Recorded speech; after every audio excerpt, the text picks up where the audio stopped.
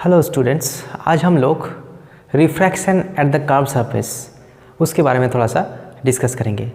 पिछले दिन हम लोग रिफ्रैक्शन में हम लोग देख चुके हैं कि प्लेन सरफेस में जब रिफ्रैक्शन होता है, एक मीडियम से जब लाइट दूसरे मीडियम में जाते हैं तो वहाँ पे क्या होता है, जो ऑब्जेक्ट होता है उसका इमेज बनता है। तो अगर ऑब्जेक्ट डेंसर मीडियम में रहता है तो जो उसका एपरेंट हाइट होता है, एपरेंट डेप्थ होता है, वो real depth divided by mu होता है। ये जो एपरेंट डेप्थ है और रियल डेप्थ है, इसे हम लोग ऑल्टरनेटिवली ये भी बोल सकते हैं कि image distance is equals to object distance by mu लिख सकते हैं। What is image distance and object distance? Distance of the object and image from the reference point. Reference point कहाँ पे होता है? हमेशा सरफेस में होता है जहाँ पे रिफ्रैक्शन होता है। ये रेफरेंस पॉइंट है। कोई भी हम लोग मिरर में काम करते हैं तो उसका पोल रेफरेंस पॉइंट है। लेंस में काम करते हैं तो उसका ऑप्टिकल सेंटर रेफरेंस पॉइंट है। कोई भी सरफेस काम करते हैं तो वो सरफेस ही रेफरेंस पॉइंट है।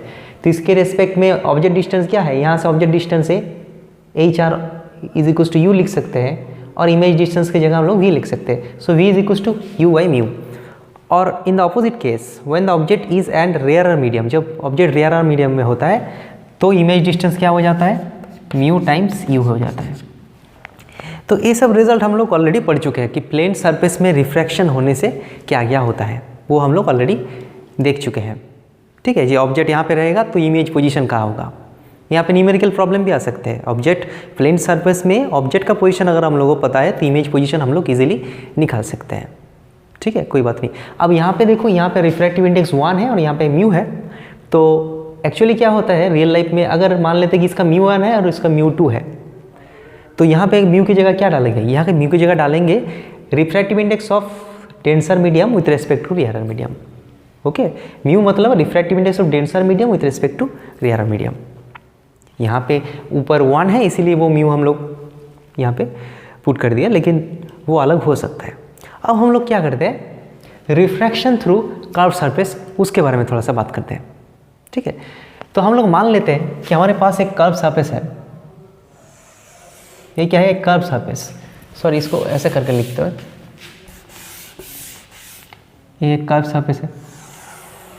हमारे पास एक कर्व सरफेस है, दूसरा मीडियम का कर्व सरफेस है।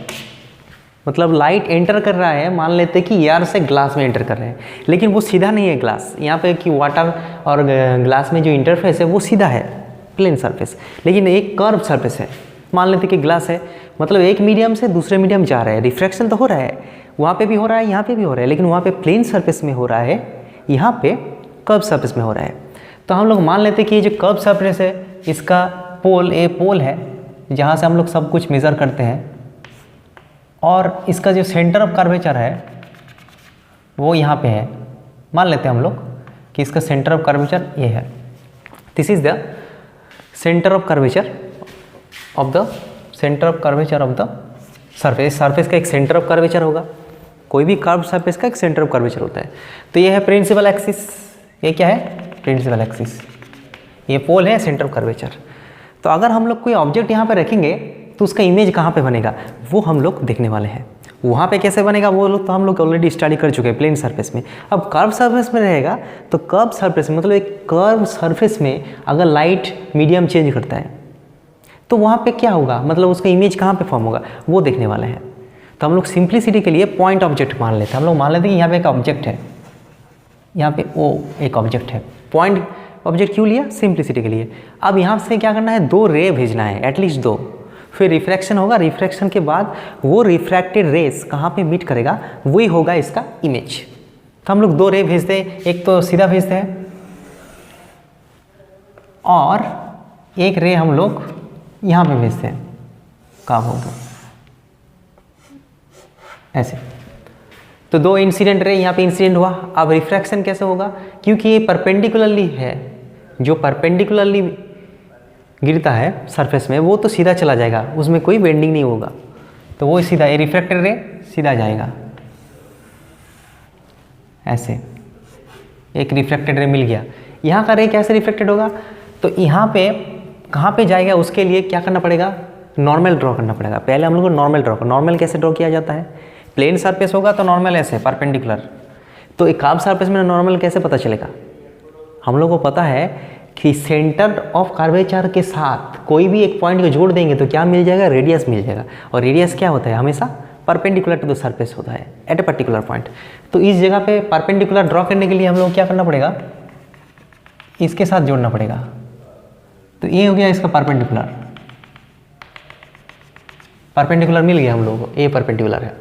अब ए किधर जाना था? इसको तो इधर जाना था, लेकिन ये रेयरर से डेंसर जा रहा है तो टुवर्ड्स द नॉर्मल शिफ्ट होगा, नॉर्मल की ओर भागेगा। तो ये इधर जाना था लेकिन नॉर्मल नीचे है तो नॉर्मल की ओर आ जाएगा। मतलब ये क्या हो जाएगा? ऊपर नहीं जाके, सीधा नहीं जाके वो बेंड हो जाएगा और यहाँ पे जाके किसी भी पॉइंट पे यहाँ पे जाके गिरेगा। थोड़ा सा सीधा होना चाहिए, ड्राइंग में थोड़ा सा दिक्कत हो सकता है ऐसे, ठीक है। तो रिफ्रैक्टेड रे कितना मिला? ए एक रिफ्रैक्टेड रे और ए एक रिफ्रैक्टेड रे, दोनों यहाँ पे मीट कर रहा है, मतलब ये है इसका इमेज। समझ में आ गया? अब यहाँ पे देखना है कि ये एंगल क्या है। ये एंगल हम लोग लिख सकते हैं एंगल ऑफ इंसिडेंस, ये एंगल को हम लोग एंगल ऑफ रिफ्रैक्शन बोल सकते हैं। Angle make by the incident ray with the normal, angle make by the refracted रे विद द नॉर्मल। ओके, अब हम लोग मान लेते हैं कि इसका एंगल, ए वाला एंगल अल्फा है, ये वाला एंगल बीटा है और ए वाला एंगल गामा है। हम लोगों को क्या निकालना है? हम लोगों को ऑब्जेक्ट डिस्टेंस, इमेज डिस्टेंस, इसका बीच का रिलेशन निकालना है। जैसे कि वी यू, जैसे कि मिरर में ऑब्जेक्ट इमेज डिस्टेंस का रिलेशन क्या होता है? 1/v + 1/u = 1/f। लेंस में क्या होता है? 1/v - 1/u = 1/f। तो ऑलरेडी हम लोग पढ़ चुके हैं। तो ऐसे ही प्लेन सरफेस में जब रिफ्रैक्शन होता है तो इमेज ऑब्जेक्ट का क्या रिलेशन है? v = u/μ, v = u × μ, depending on the situations. तो यहाँ पे कोई कर्व सरफेस में रिफ्रैक्शन होगा तो वहाँ पे u v इसके अंदर क्या रिलेशन होगा वो लिखने वाला है। हम लोग मान लेते हैं कि इस मीडियम का रिफ्रैक्टिव इंडेक्स v1 है, जहाँ से स्टार्ट हुआ ऑब्जेक्ट, और जहाँ पे जा रहा है उसका रिफ्रैक्टिव इंडेक्स μ2 है। अब हम लोग इसका रिलेशन निकालने वाले हैं। तो डायग्राम से हम लोग देख सकते हैं, ये जो डायग्राम है हम लोग क्या करते हैं, इसको मान लेते हैं एम पॉइंट और इसके मान लेते हैं पी। तो डायग्राम से हम लोग देख सकते हैं कि alpha plus beta is equal to i. From diagram we can write alpha plus beta is equal to i, लिख सकते हैं, नो प्रॉब्लम। और हम लोग इस ट्रायंगल से लिखें और इस ट्रायंगल से क्या लिख सकते हैं? R plus gamma equal to beta लिख सकते हैं। यहाँ पे लिख सकते हैं r plus gamma is equal to beta, और r is equal to beta minus gamma लिख सकते हैं, कोई दिक्कत की बात नहीं। Sum of two interior angle equal to exterior angle, sum of two interior angle equal to exterior angle. अब यहाँ पे क्या होता है? देखो यहाँ पे जो कर्व सरफेस होता है वो इतना कर्व नहीं होता है, हम लोग एक छोटा सा पोर्शन लेके काम करते हैं। मतलब एक कर्व तो दिख रहा है लेकिन एक्चुअली में क्या होता है, प्रैक्टिकली वो इतना हल्का कर्व होता है कि लगता है कि वो फ्लैट है, मतलब स्ट्रेट लाइन है। मतलब एम पी ऑलमोस्ट बराबर स्ट्रेट लाइन हो जाएगा, ठीक है। इसको अगर थोड़ा सा अच्छे से ड्रॉ करेंगे तो कैसे हो जाएगा चीज़ को? ऐसे हो जाएगा, ऐसे थोड़ा सा कर्व रहता है, उतना ज़्यादा कर्व रहता ही नहीं। एम और पी मतलब एकदम स्ट्रेट लाइन जैसा होता है। अब यहाँ पे क्या होता है, जो रे गिरता है पैराक्सियल रेस, इसके बारे में हम लोग ऑलरेडी पढ़ चुके हैं। पैराक्सियल रेस क्या होता है? मतलब प्रिंसिपल एक्सिस के खुद क्लोज में जो रे गिरता है, मतलब आई, आर, गामा, अल्फा, बीटा, सारी एंगल क्या है? बहुत ही छोटा है, बहुत ही स्मॉल एंगल।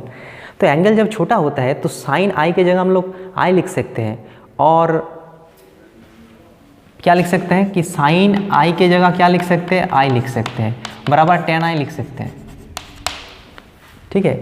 आई की जगह टेन आई भी लिख सकते हैं और साइन आई भी लिख सकते हैं, क्योंकि थीटा स्मॉल होने से sine theta equal to theta हो जाता है और कॉस थीटा इक्वल टू 1 हो जाता है।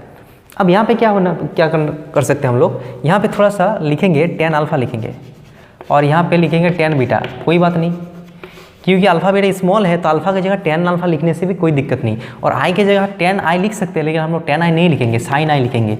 अब क्वेश्चन आएगा, यहाँ पे हम लोग टेन लिख रहे हैं, यहाँ पे साइन क्यों लिख रहे हैं? क्योंकि हम लोग को सेंस लॉ लगाना है, Snell's law, sine i by sine i, तो साइन आई चाहिए, इसीलिए राइट हैंड साइड को साइन ही रखते हैं। हम लोगों के पास ऑप्शन है तो हम लोग कोई भी चीज़ लिख सकते हैं। अब टेन अल्फा की जगह क्या लिख सकते हैं बोलो? टेन अल्फा परपेंडिकुलर है base, perpendicular M P, base कितना? O P. टेन बीटा कितना? Tan beta perpendicular M P, base कितना? P C. साइन आई जो है वैसा ही रखते हैं, इक्वेशन नंबर 1। यहाँ पे क्या आ जाएगा, tan sine r is equals to tan beta minus tan gamma. Tan beta की जगह हम लोग क्या लिख सकते हैं, M P by P C, M P by P C. और टेन गामा की जगह क्या लिख सकते हैं, M P by P I, M P by P I. ये इक्वेशन नंबर 2 हो जाएगा।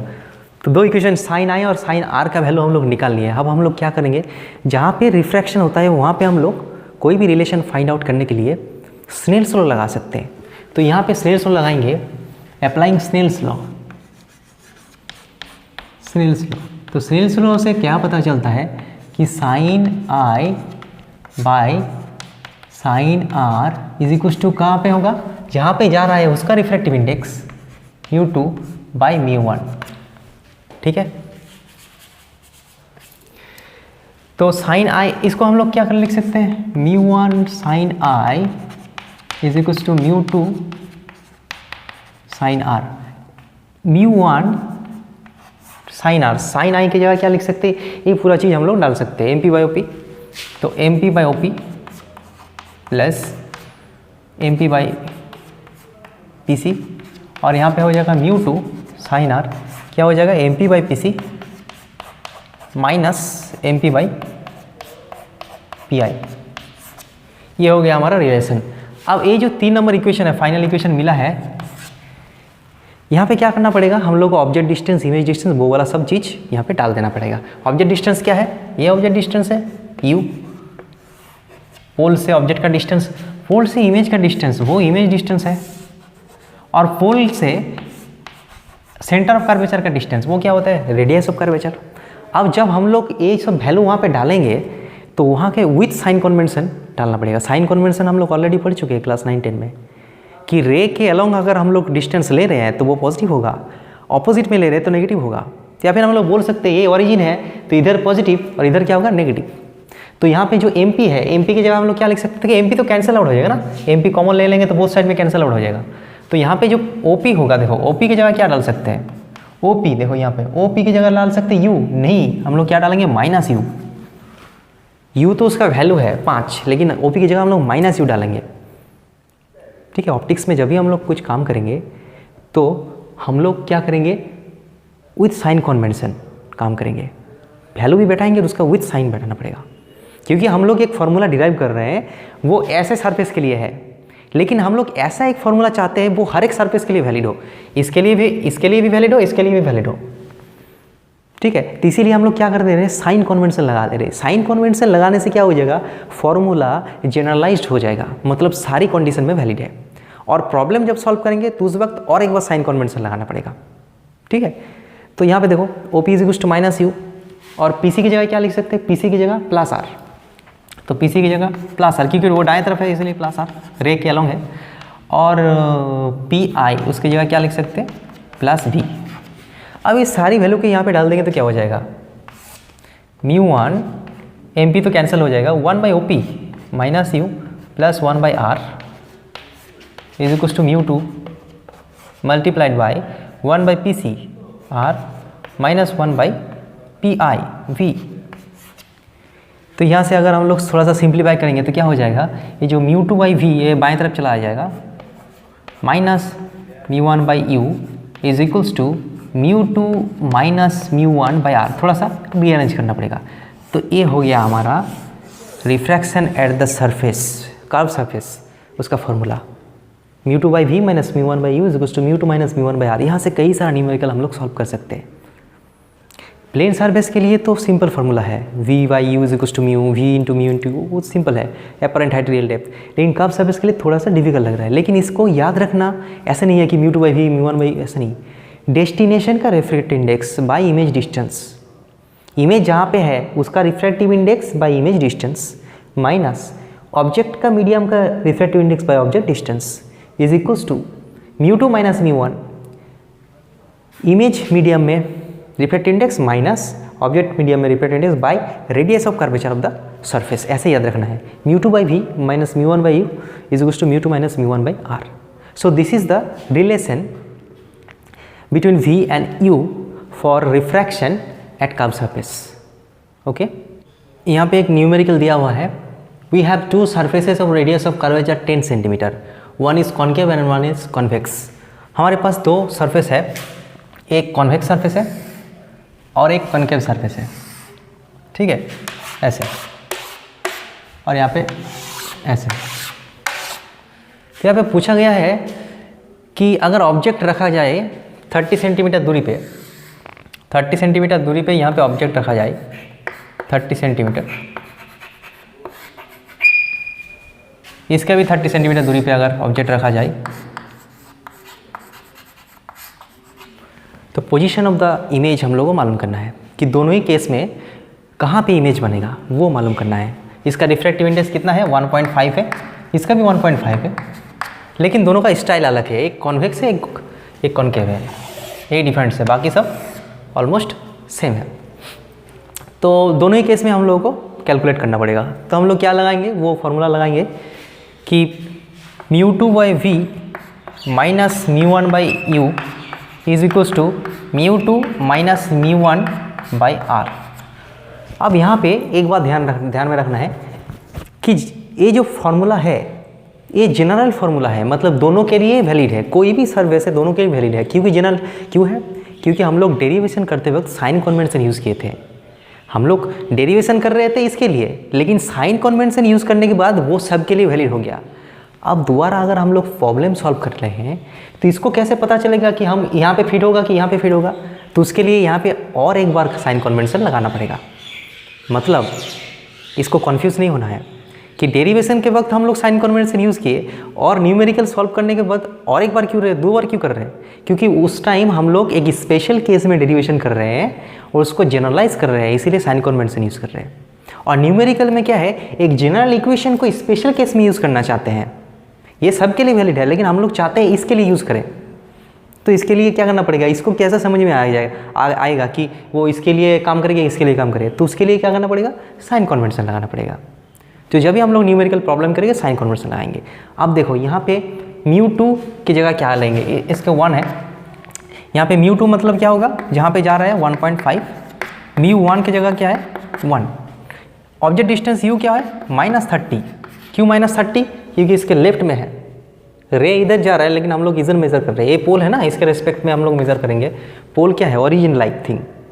तो u -30 और v हम लोग को निकालना है, v का कोई साइन नहीं बैठाना है, जो चीज़ हम लोग निकालने वाले हैं उसका कोई साइन पहले से नहीं बैठाना है, वो ऑटोमेटिकली साइन विद साइन आ जाएगा, ठीक है। जो हम लोगों को पता है वो साइन के साथ बैठाना है बस। μ2 मतलब क्या है बोलो, 1.5/v माइनस 1/u मतलब -30 इज टू μ2 माइनस μ1 क्या होगा बाई r। r मतलब क्या होगा, पॉजिटिव की नेगेटिव। रेडियस ऑफ कर्वेचर बोला है 10 सेंटीमीटर, लेकिन इसके लिए रेडियस ऑफ कर्वेचर किधर होगा, दाएं तरफ होगा, इधर रेडियस है ना, तो क्या होगा +10। तो अल्टीमेटली क्या होगा 1.5/v, ये प्लस हो जाएगा, उधर जाके क्या हो जाएगा माइनस, तो ऊपर होगा 0.5/10 माइनस 1/30। इसको एलसीएम करने से 30 होगा, होगा 1.5 माइनस 1, सो 0.5/30। तो यहाँ पे v निकल जाएगा 1.5 multiplied by 30 divide by 0.5, point cancel out हो जाएगा, 5 3 जा, सो 90 सेंटीमीटर। मतलब यहाँ पे इमेज कहाँ पे बनेगा, 90 सेंटीमीटर में बनेगा। इसका रेडियस ऑफ कर्वेचर मतलब यहाँ पे कुछ बनेगा, ऐसे ऐसे करके जाएगा और फाइनली ऐसे कहाँ पे 90 सेंटीमीटर में बनेगा। हालांकि डायग्राम दिखाने की ज़रूरत नहीं है, यहाँ पे आ जाएगा +90, यहाँ पे साइन कितना है प्लस, मतलब इधर बनेगा। So the image will be at 90 centimetre to the right of the pole, okay, inside this medium. इस केस में क्या होगा, इस केस में u की जगह क्या डालेंगे, इस केस में u की जगह हम लोग -30 डालेंगे, इसमें कोई दिक्कत की बात नहीं है। μ2 तो 1.5 है और μ1 1 है। μ2/v, μ2 मतलब 1.5/v plus minus μ1/u, u मतलब -30, μ2 माइनस μ1 0.5/r। r मतलब क्या होगा, r 10 तो होगा, इसका भी 10 है लेकिन -10 होगा क्योंकि इसका r इधर है, तो इधर आएगा तो नेगेटिव हो जाएगा -10। ये थोड़ा सा अलग है।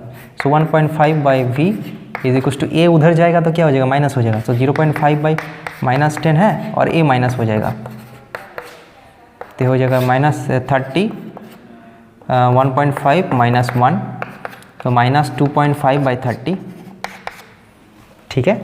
सो भी हो जाएगा 30 मल्टीप्लाइड बाई 1.5 बाई 2.5, पॉइंट उठ जाएगा 5 3 18 -18 सेंटीमीटर। तो यहाँ पे क्या निकला, यहाँ पे जो इमेज बनेगा वो इधर ही बनेगा, मतलब यहाँ पे बनेगा 18 सेंटीमीटर में बनेगा, यहाँ पे इमेज बनेगा हाई। डायग्राम करके देखते हैं। यहाँ पे एक रे इधर जाएगा और यहाँ पे नॉर्मल अगर ड्रॉ करेंगे, इसका नॉर्मल कहाँ पे होगा, इसका नॉर्मल तो यहाँ पे है। सेंटर ऑफ कर्वेचर अगर यहाँ पे है, सॉरी इसका सेंटर ऑफ कर्वेचर कहाँ पे है, 10 सेंटीमीटर है, तो 10 सेंटीमीटर मतलब यहाँ पे ऐसे होगा सेंटर ऑफ कर्वेचर। तो उसके रेस्पेक्ट में क्या होगा, ये टुवर्ड्स द नॉर्मल भागेगा, तो टुवर्ड्स नॉर्मल ऊपर है तो टुवर्ड्स द नॉर्मल जाएगा, ऐसे हो जाएगा। तो ये क्या हो जाएगा, ऐसे हो जाएगा। अब इसको यहाँ पे डॉट डॉट करके जोड़ेंगे तो ये इमेज हो जाएगा, वर्चुअल इमेज फॉर्म होगा। समझ में आया। तो इसके लिए क्या होगा, इधर होगा इमेज, इसलिए -18 आ गया।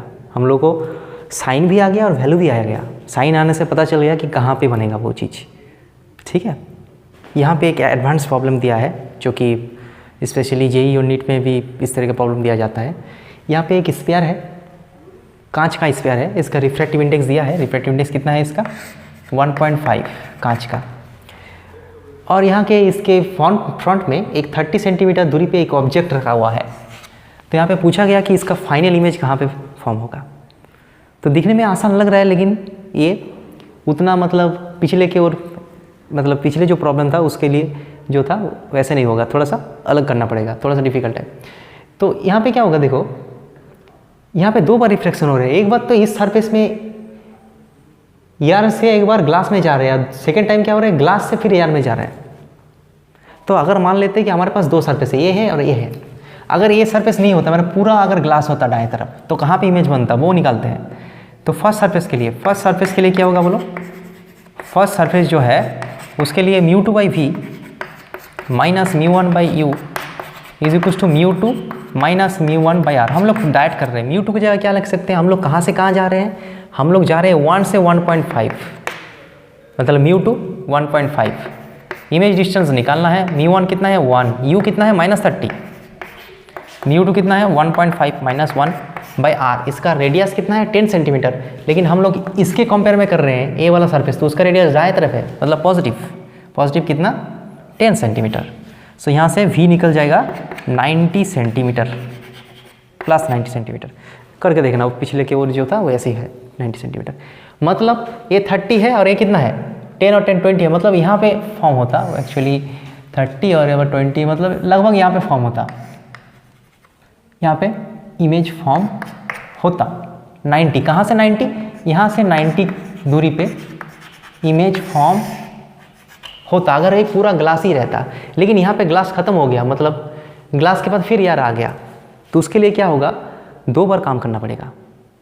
तो मल्टीपल जब कोई काम होता है रिफ्लेक्शन या रिफ्रैक्शन, तो उसके लिए एक बात याद रखना है कि पहले सरफेस के लिए जो इमेज बनेगा वो दूसरे सरफेस के लिए ऑब्जेक्ट हो जाएगा।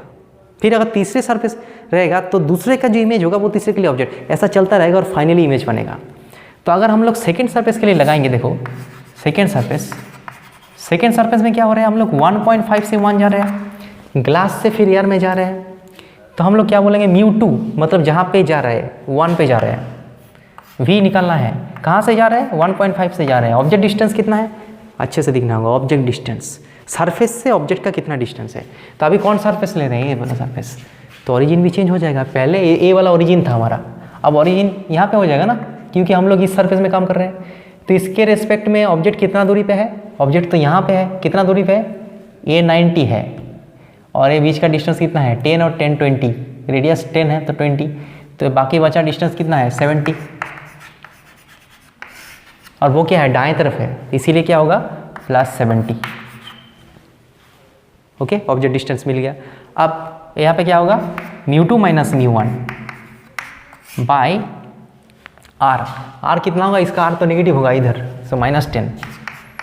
तो अल्टीमेटली क्या होगा 1/v ये हो जाएगा, उधर चला जाएगा तो 1.5/70 हो जाएगा, प्लस हो जाएगा, और ये माइनस और माइनस से प्लस ही हो जाएगा, माइनस 0.5/10, सो 0.5/10।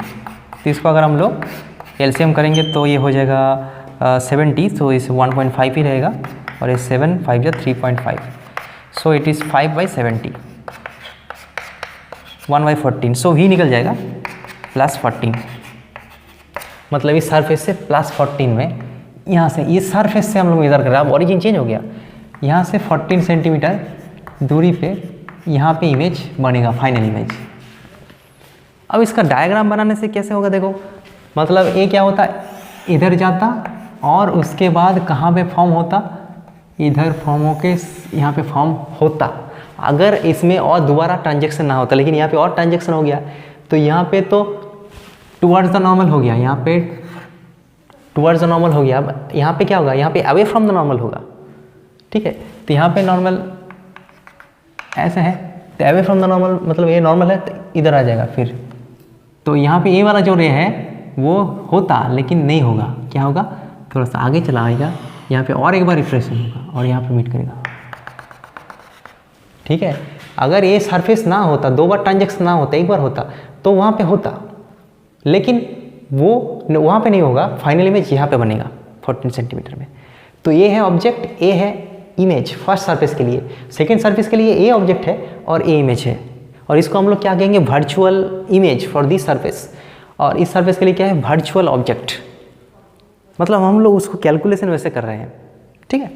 तो अल्टीमेटली क्या होगा, इसका इमेज डिस्टेंस होगा 14 सेंटीमीटर।